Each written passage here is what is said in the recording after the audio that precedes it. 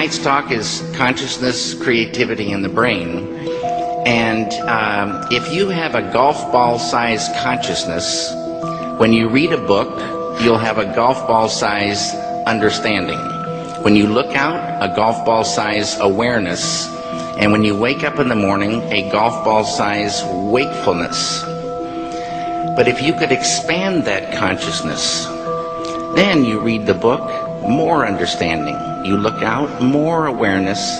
And when you wake up, more wakefulness. It's consciousness. And there's an ocean of pure, vibrant consciousness inside each one of us. And it's right at the source and base of mind, right at the source of thought, and it's also at the source of all matter.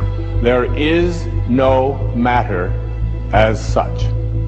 All matter originates and exists only by virtue of a force which brings the particle of an atom to vibration and holds this most minute solar system of the atom together. We must assume behind this force the existence of a conscious and intelligent mind. This mind is the matrix of all matter. Matter seems like a good place to begin. The solidity of the world seems totally indisputable. As a fixed thing that you can see and touch, your body is also reassuringly solid. But beginning with Einstein, modern physics has assured us that this solidity is a mirage. All of physical matter, everything we have around us, is the result of a frequency. And what that also means is that if you amplify the frequency, the structure of the matter will change. What this self-contained system is a hologram. It's what I call the super hologram. Everything within it is an expression of that hologram. This is one of the great characteristics of a hologram, is that every part of a holographic picture is a smaller version of the whole. It's as if reality is so connected that when you look at one small part, you can see things about other parts. That the entire whole is contained in the part.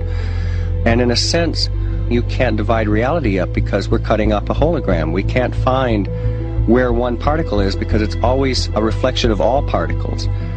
In a hologram, the whole pattern is whole and complete unto itself, and if you were to take any little portion of this whole out and examine it closely, you will see the entire pattern repeating itself again and again and again. Anywhere in this pattern, if we were to change one little aspect on any one of these little holograms, that change would be reflected throughout the entire system. Quantum physics has revealed what ancient masters knew. Matter does not exist. The concept of substance arose from the philosophy of Aristotle, and from that concept came science's conception of matter. The fact of the matter is that the substance of the universe is consciousness. Belief that the substance of the universe is matter leads to what I call a fear-greed dichotomy, as people in their quiet desperation attempt to accumulate as many material possessions and riches as possible. In fact, the substance of the universe is consciousness. Therefore, it is behavior that is important. If you get into the realms of fear, fear is a very slow, dense vibrational state. And the more you embody fear, and the whole of this manipulated society is globally is structured to make us fear, to make us have stress, to make us worry about tomorrow, and have guilt about yesterday, and forget about now.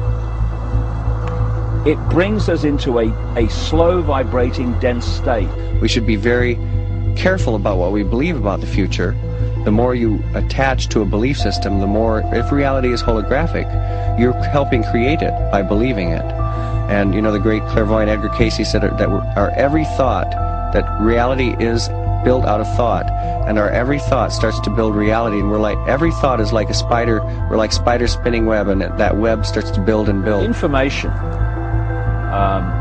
is the key, because this matrix, this illusory reality that we think is real, people say to me, what is the matrix?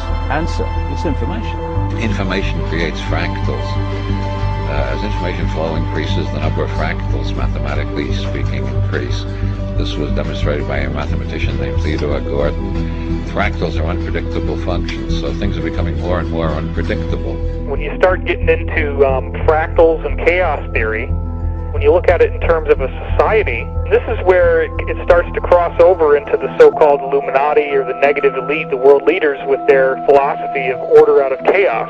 There is some truth to that, in the sense that when the system becomes highly destabilized, there will be random shifts that suddenly self-organize into higher complexity.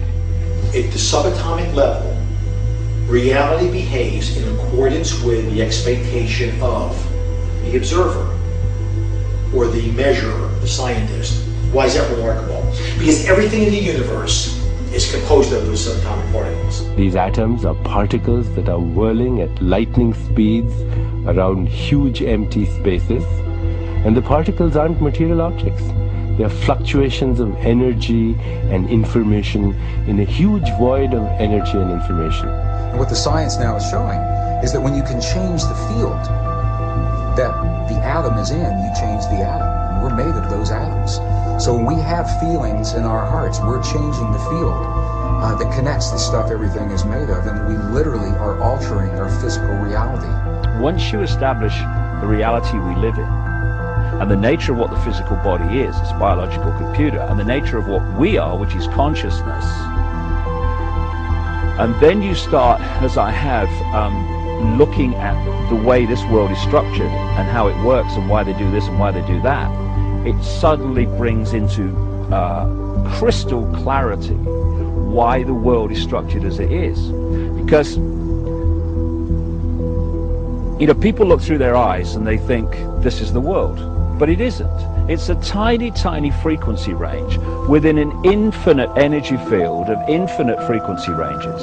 And basically it's like a holographic television channel. It is the act of consciousness that actually creates the building blocks that the universe is made of. I can't imagine a universe that exists without us, because it's the act of us observing the world around us that is creating, allowing us to create as we go in a participatory universe. We may never find the edge of our universe as we're looking to define what this universe looks like. We may never find the smallest particle in the quantum world to see what this stuff is that we're made out of. And the reason is because everywhere we look, everywhere that consciousness explores with the expectation that something will be there, that exploration, that act of looking, observation, is the act that creates something for us to see.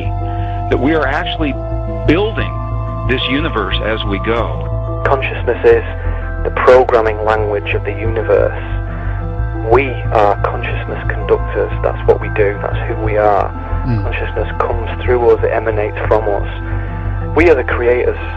We are the ones who are targeted on this planet because we are the ones who transmit the reality just like everybody else does. If you switch your brain off and you are sucked into the mainstream media illusion, we must understand that we are being used because we create reality. So if we are manipulated in a certain way, and if we are modulated in a certain way, then our creation becomes not ours but somebody else's. And what happens if we all do it? Everyone in this room decides to take control of reality. I'm talking about reality. I'm talking about quantum physics. I'm talking about taking control of things from the quantum level up, from the molecular level up, and it works.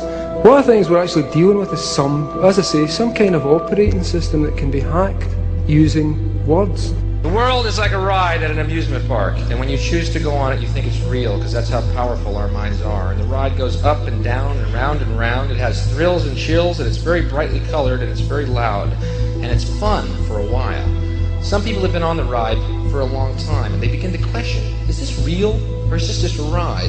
And other people have remembered, and they come back to us and they say, hey, don't worry, don't be afraid, ever, because this is just a ride.